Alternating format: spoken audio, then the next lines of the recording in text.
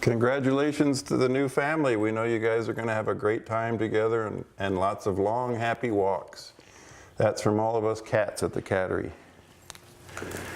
Somebody just got adopted.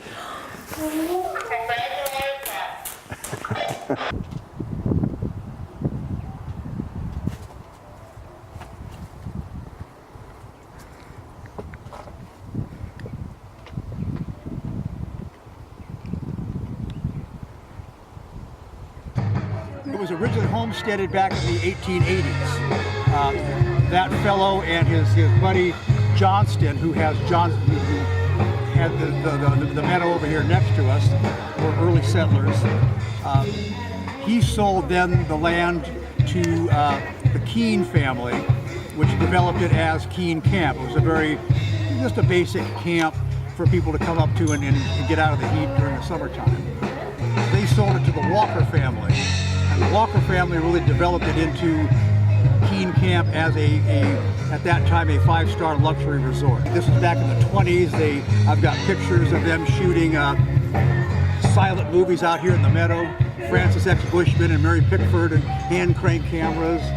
And here is you can't really see it, but this is Tockwitz Peak back in the background. This is our meadow. They're making a Mounties movie. You got Francis X. Bushman and Mary Pickford back here and a hand crank camera, the whole crew, and somehow Mountain Center became Canada. And this slab of asphalt is still there. That's where our food court was for the event.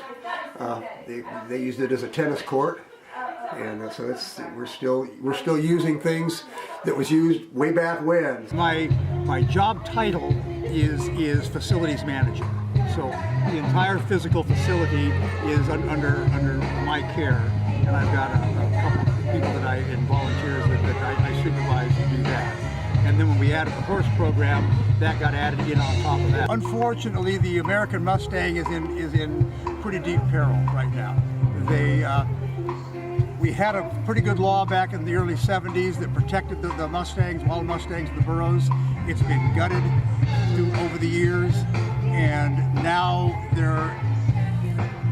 there's actually legislation pending to allow the slaughter of the Mustangs, to round them up and send them off for slaughter, which this completely violates both the intent and the spirit and the legislation that was passed back in '72.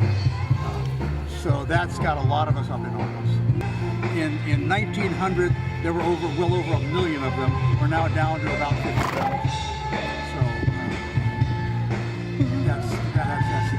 The other thing we're trying to do is that those Mustangs that are being rounded up, we would like to get more humane ways of rounding them up. There's a lot more humane ways than chasing them with helicopters and terrorizing the animals. And our purpose here in rescuing the Mustangs is to gentle them and get them out for adoption.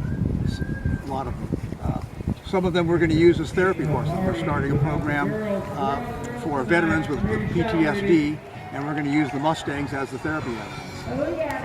So we can get a repurpose of a lot of these animals and give them a purpose in life. It's kind of hard to sum this place up.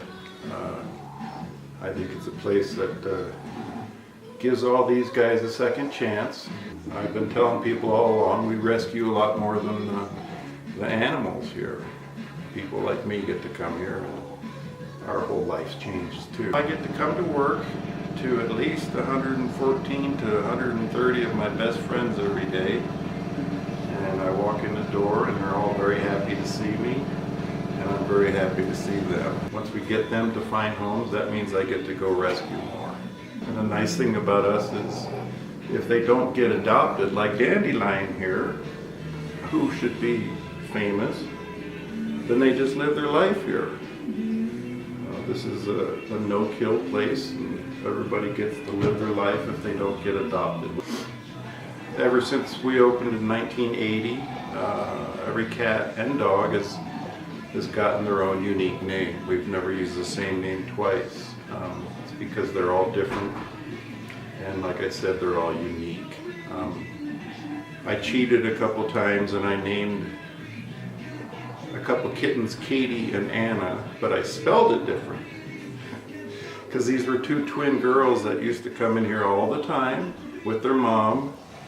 And every time they had a birthday party, they had all of their friends bring cat toys and cat treats instead of presents for them. And so Katie and Anna would bring all the cat toys and treats here for my cats. And I thought that was so sweet, so I named a couple kittens Katie and Anna, but I changed the spelling from the way we had it before. And that was almost 12 years ago, and they're still visiting. I just got to visit with the family last Saturday. It's one of the nice things about this place. I meet a lot of wonderful, beautiful cats, but the people too are just incredible. They fall in love with a place like us. Living Free is a great place to visit, whether you're adopting or not. It's a great place to come and visit.